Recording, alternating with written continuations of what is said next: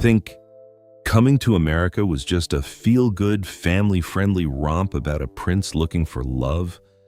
Wake up. That $288 million box office miracle wasn't built on laughs. It was built on a foundation of professional sabotage, racial tension, and a legal scandal so dirty it forced the entire Hollywood industry to rewrite its own rulebook. You've seen the movie, you've quoted the lines, but you have no idea that the palace of Zamunda was actually a war zone. Let's peel back the layers on the film that literally changed Hollywood forever. 1. The Hollywood accounting lie, the art of disappearing money. Let's be real. How do you take a movie that rakes in $288 million, a monster hit by any 1988 standard, and turn it into a financial ghost that reports a net loss? Enter the dark, greasy underbelly of Tinseltown, Hollywood accounting. When columnist Art Buchwald sued Paramount for allegedly swiping his story treatment, an idea about an African royal losing his power and ending up in Washington, the studio didn't just defend themselves. They launched a scorched earth legal offensive. Their argument? Your Honor, the movie didn't make a dime. They pulled out spreadsheets that would make an IRS agent weep. They used something called net profit participation. By the time Paramount finished deducting distribution fees, overhead, interest, and the cost of the executives' lunches, the massive pile of cash had simply evaporated. It was a masterclass in creative bookkeeping. The court eventually called it unconscionable, but the damage was done. This case blew the lid off the industry's dirtiest secret. The net profit promised to stars and writers is often a fairy tale. They call it the phantom profit, and it's the reason why even the biggest blockbuster stars sometimes find their checkbooks empty. Buchwald eventually won, and Paramount settled for roughly $900,000, but they didn't care about the money. They cared about protecting their black box.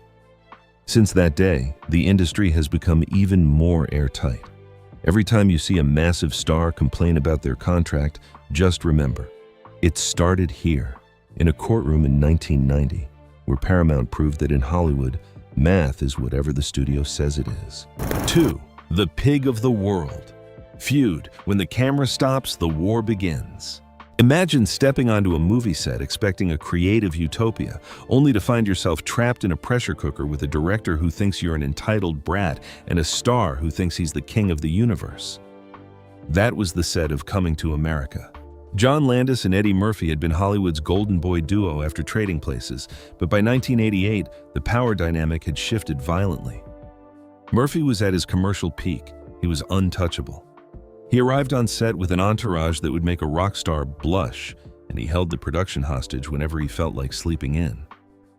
Landis, a man who was already frayed at the edges from the Twilight Zone manslaughter trial, finally snapped. In a series of brutally candid interviews that left the industry stunned, Landis didn't mince words. He called Murphy the pig of the world. He openly mocked Murphy's ego, his rudeness, and his complete lack of professional decency. The kicker? It wasn't just a clash of titans. It was a total breakdown of civility. Crew members recounted days where the air was so thick with tension you could cut it with a knife. If Murphy was late, Landis would threaten to walk, and if Landis criticized a take, Murphy would shut down. It was a vicious cycle of mutual hatred. For 6 years after the film premiered, they wouldn't even acknowledge each other's existence. You have to wonder, how did they manage to make such a joyful, vibrant masterpiece while they were literally screaming at each other off camera? It's a testament to the fact that sometimes the best art is born from pure, unadulterated spite. They weren't just making a comedy. They were staging a duel where neither man wanted to lose. 3. The Shadow of Twilight Zone, a director on the edge of the abyss. John Landis didn't just walk onto the set of Coming to America. He walked out of a courtroom and straight into a nightmare. For those who don't know, The Twilight Zone, the movie disaster of 1982, wasn't just an accident. It was a tragedy where a helicopter crashed during a pyrotechnic stunt, killing actor Vic Morrow and 2 child actors. By 1988, while he was supposed to be crafting the whimsical kingdom of Zamunda, Landis was fighting for his life in a manslaughter trial. Imagine trying to direct a lighthearted comedy while the media is painting you as a criminal. This wasn't just stress. It was a man carrying the weight of 3 ghosts on his shoulders. On set, This manifested in an explosive, unpredictable temperament. Crew members described Landis as being in a perpetual state of high-frequency rage. When he screamed, he wasn't just critiquing a scene, he was exercising his own trauma. There's a rumor that during the heat of production, Landis would sometimes just stare off into space, his eyes glazed, before snapping back into a barking command. He was a man with a prison sentence hovering over his head, using the chaos of a movie set to distract himself from the fact that he was one verdict away from a life behind bars. The intensity you see in the film's pacing? That's not just artistic direction. That's the manic energy of a man running out of time. 4. The studio's ultimatum, the white lead hostage situation. In 1988, Eddie Murphy was the biggest star on the planet. He was a license to print money. Yet, when he walked into the boardroom at Paramount to pitch Coming to America, he hit a wall of old-school institutional racism that would make your skin crawl. The studio executives didn't just suggest a change, they issued an ultimatum. We aren't making a movie with an all-black cast. You need to put a white face on that poster or the project is dead. Think about that for a second. Murphy was the golden boy of comedy, yet the studio basically told him his culture wasn't marketable enough for white suburban theaters. This wasn't a friendly suggestion, it was a shakedown. Murphy, displaying a level of professional brilliance that was also a massive middle finger to the studio, didn't just pick any white actor. He picked Louis Anderson, a comedian who looked like he'd never stepped foot in a palace in his life. By making the white requirement the comic relief of the film, a guy trying to manage a burger joint, Murphy subverted the studio's demand. But don't mistake that for compromise. Privately, insiders say Murphy was fuming. He saw the demand for exactly what it was, a slap in the face. He took their racist requirement and turned it into a punchline, effectively using the studio's own bias against them to prove that a film with a black lead could dominate the global box office. 5. The racial pressure cooker, whispers behind the curtain. If the tension between Eddie Murphy and John Landis was a fire, the alleged behavior of Deborah Nadoolman, Landis's wife and the film's costume designer, was the gasoline. The set wasn't just a clash of egos, it was rumored to be a battlefield of casual, toxic bigotry.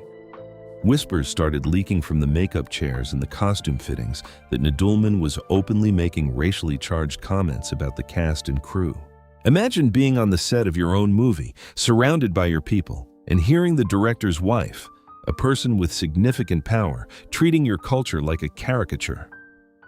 The rumors suggest that these weren't just microaggressions, they were biting, derogatory remarks about the behavior and professionalism of the black staff.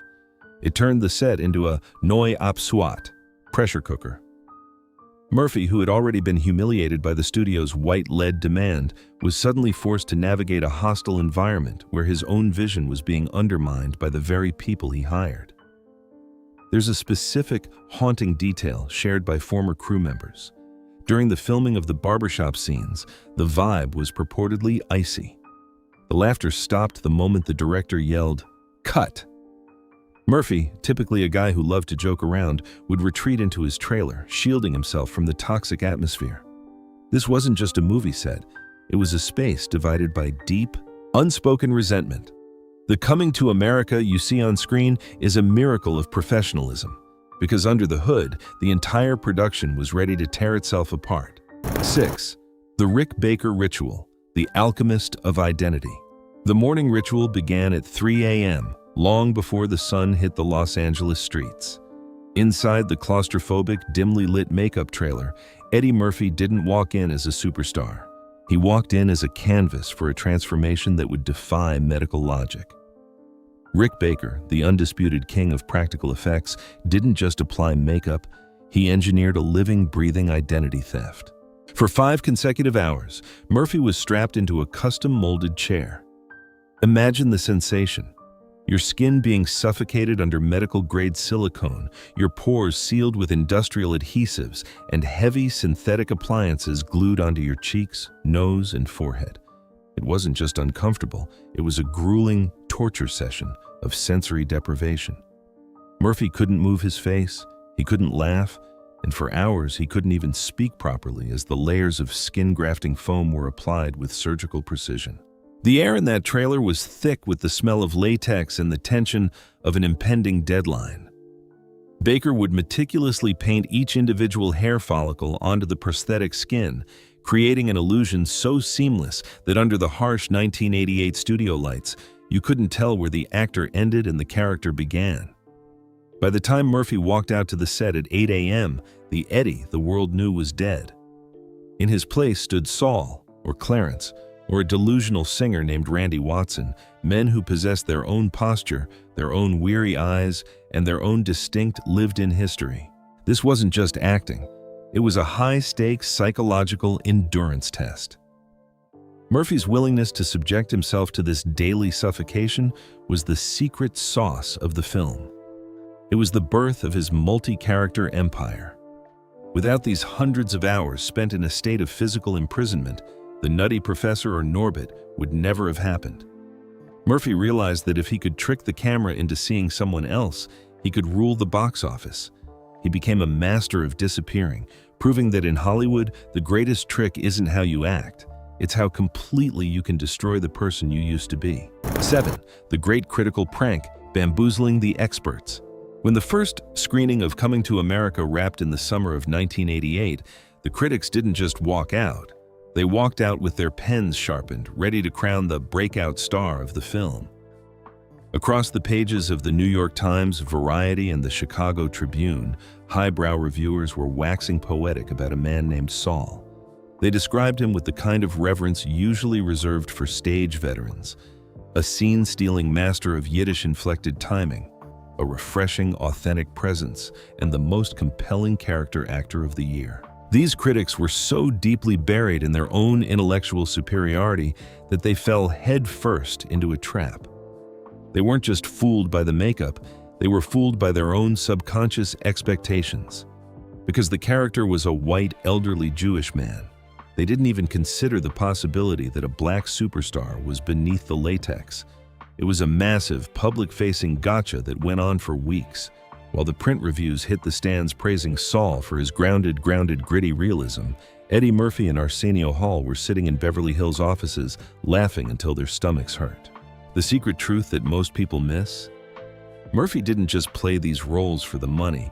He played them as an experiment in bias. He knew that the film establishment viewed him through a narrow, racialized lens, that he was only Eddie Murphy, the action comedy loudmouth. By disappearing into Saul, he forced the critics to admit that they were utterly incapable of seeing past a label. When the reveal finally broke that Saul was actually the same man they'd spent months typecasting, the silence from the critic establishment was deafening. It was a humiliating public deconstruction of their credibility. They had spent years telling audiences who was talented and who was niche, only to be schooled by a man in a silicone mask. Murphy had successfully proven that the experts weren't looking at his performance at all. They were just looking at their own reflections. 8. Arsenio's ego death, the ugly truth. While everyone was obsessing over Murphy's transformations, Arsenio Hall was quietly committing the greatest act of vanity sabotage in the 1980s. You have to remember, Arsenio was the smoothest, coolest cat on television. He was synonymous with style. Yet, he signed up to be transformed into the extremely ugly girl at the bar, a character so hideous, so gloriously unglamorous, that it would make most leading men run for the exit. This wasn't just funny makeup. This was ego death. Arsenio sat there, day after day, letting Baker's team morph his face into something the camera would mock, all to elevate the scene. He committed to the bit with a fearlessness that borders on obsession. In an industry built on the currency of looking good, Arsenio chose to be the punchline, proving that the secret to the film's success wasn't just the star power, it was the willingness of its lead actors to be completely, shamelessly unrecognizable. 9. The Queens Mirage, Constructing a Lie. The film's entire emotional core is set in Queens, New York. The movie tells you over and over, this is Queens. But don't go looking for the Coming to America experience on a walking tour, because it doesn't exist. The production team turned the city into a cinematic collage.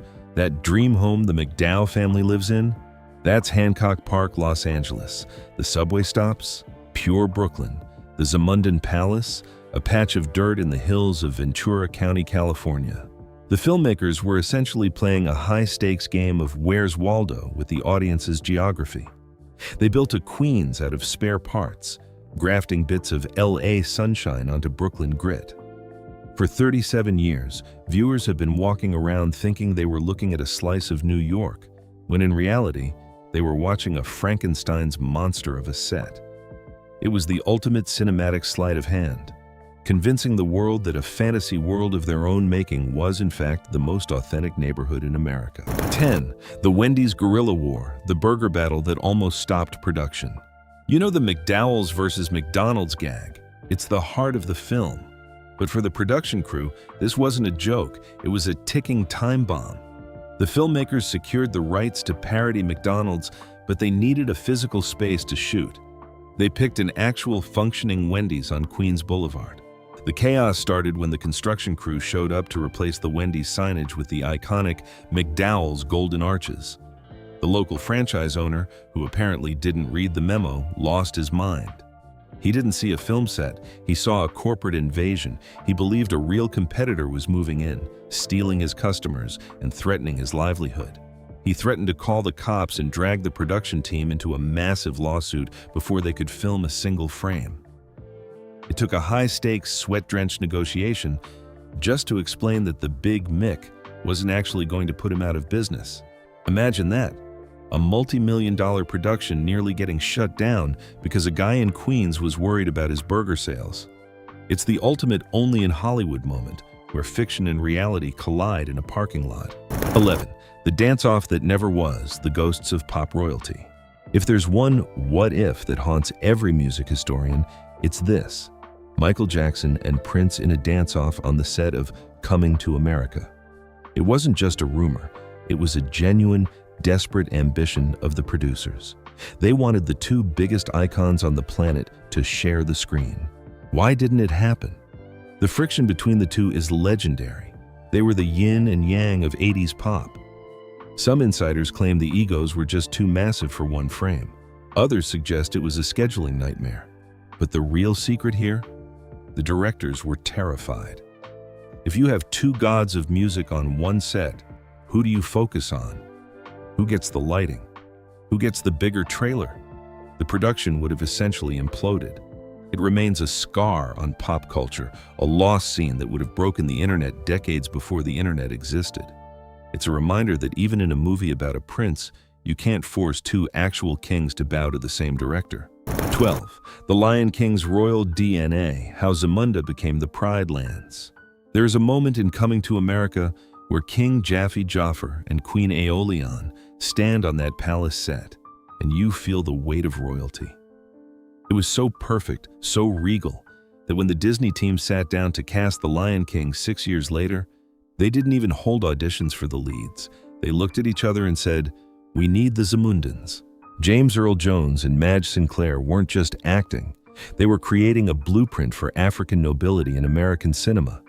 Their chemistry was so grounded, so deeply resonant, that Disney effectively copy-pasted their dynamic onto Mufasa and Sarabi. This wasn't just casting, it was a tribute. The fact that the same voices who ruled Zamunda ended up ruling the Serengeti proves that their performances were the industry standard. They carried the authority of an entire kingdom in their vocal cords. 13. The Superstar Incubator, a casting department with a crystal ball. Look closely at the background of Coming to America, and you'll see the future of Hollywood staring back at you. Samuel L. Jackson as the stick-up kid, Cuba Gooding Jr. as the barbershop customer, Garcelle Beauvais as the rose bearer. This wasn't just luck. The casting directors were scouring every theater and underground spot in NY to find the next big thing. But there's a secret edge to this. They were specifically building a cast that felt real. Eddie Murphy didn't want polished Hollywood actors who would act like they were from Queens. He wanted the energy of the streets. By bringing in these future icons, the film created a grit and intensity that most comedies lacked. It's the ultimate irony. The studio wanted white leads to make the film bankable, but Murphy filled the background with people who would go on to be the biggest stars on the planet. 14. Murphy's blood bond security, why the family was everywhere. Why were Eddie Murphy's stepbrother, uncle, and Arsenio's brother in the film? Sure, it's a fun family reunion story, but look closer at the context. The set was a war zone. The director, John Landis, was fighting his own demons, and the studio was breathing down Murphy's neck. Murphy was smart. He filled the background with his own people. His family wasn't just there for a cameo. They were his eyes and ears. They were his buffer. By surrounding himself with people he could trust, Murphy ensured he had a support system that wasn't beholden to the director's mood swings or the studio's politics. Every time you see an extra in the background who looks like they're part of the Murphy clan, realize that you're seeing his secret service. It was a tactical genius move to maintain his sanity while the production around him threatened to collapse. But the secrets didn't end when the cameras stopped rolling. We've still got to cover the Trading Places revenge, the hidden Spike Lee tribute, and the five-way legal nightmare that proved just how dangerous it is to tell the wrong story in Hollywood. Stay tuned. The deeper we go, the weirder it gets. 15. The Trading Places death sentence, a cinematic revenge.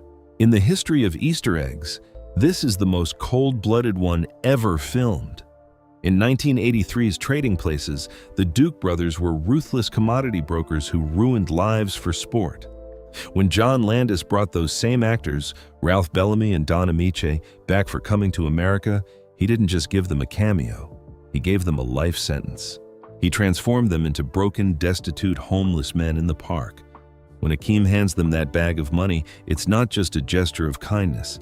It's a final, mocking acknowledgement of their total collapse.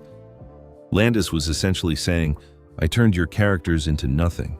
It was a savage inside baseball fuck you to the greedy corporate types that Landis loathed. Most audiences just saw two funny old guys, but for the people who caught the reference, it was a dark, poetic ending that proved Landis was using his movies to settle old scores. 16. The Spike Lee Rebellion, the secret sign-off. There's a photograph hidden in the back of Lisa McDowell's office, a picture of Spike Lee and his sister Joy Lee. In 1988, this was a massive, dangerous political statement. At the time, the studio system was a white-dominated monolith that treated black directors like Spike Lee as niche or unmarketable. By placing that photo there, someone on the production, likely a crew member or a rebellious producer, was planting a flag. It was a coded message, a secret handshake between the black creators working in the trenches of Hollywood. It was saying, we see the revolution happening, we know who is leading it, and we are paying tribute to the future. It never made it into the promotional material. It was a ghost in the frame, waiting for the one viewer in a million to spot it and realize they were watching a movie that was actively rooting for the next generation to burn the system down. 17. Saul and the Blackface Mirror, the intellectual sting. Everyone talks about the prosthetic makeup as a technical marvel, but look at the character of Saul, the opinionated elderly Jewish barber, through a political lens. John Landis didn't just decide on this character at random. He was obsessed with the history of vaudeville, an era where Jewish performers used to put on blackface to mock black Americans. Landis flipped the script. He had the biggest black star in the world put on a white, elderly Jewish mask. It was a profound, biting commentary on the history of exploitation in American entertainment. It was a reverse minstrel show designed to force the audience to confront the absurdity of racial caricatures. It wasn't just funny, it was an intellectual trap. If you laughed at Saul, you were laughing at the absurdity of the very caricatures that had been used to dehumanize people for a century. It was a genius, uncomfortable, and deeply subversive bit of performance art. 18. The 180-Day Suicide Mission, Corporate Overlords. The production schedule for Coming to America wasn't just tight, it was a state of psychological warfare. 6 months.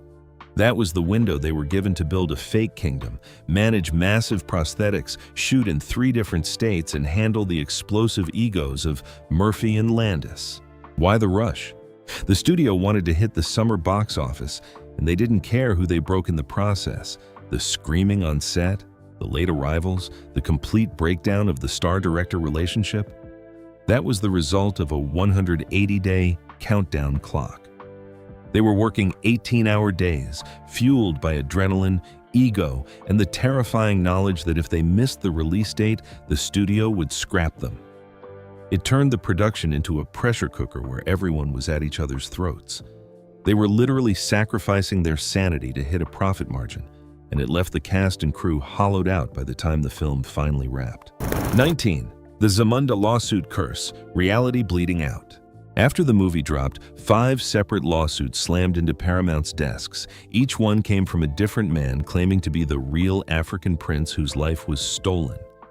It sounds insane, but think about the implications. The movie was too real. The production design, the costumes, the sheer commitment of James Earl Jones and the rest of the cast created a Zamunda that felt so authentic that real people began to lose their grip on the line between fiction and their own history. It wasn't just about stolen scripts, it was about the power of the myth. The movie had effectively colonized the cultural imagination. For decades, men were walking into courtrooms, swearing under oath that they were Akeem, because the film had become the standard-bearer for what an African royal story should look like. It's the ultimate legacy of the film. It was so powerful that it made people forget their own reality. There you have it, 19 secrets, 19 cracks in the facade, and the truth about the movie that changed Hollywood by breaking everything it touched. You'll never watch that barbershop scene the same way again, will you?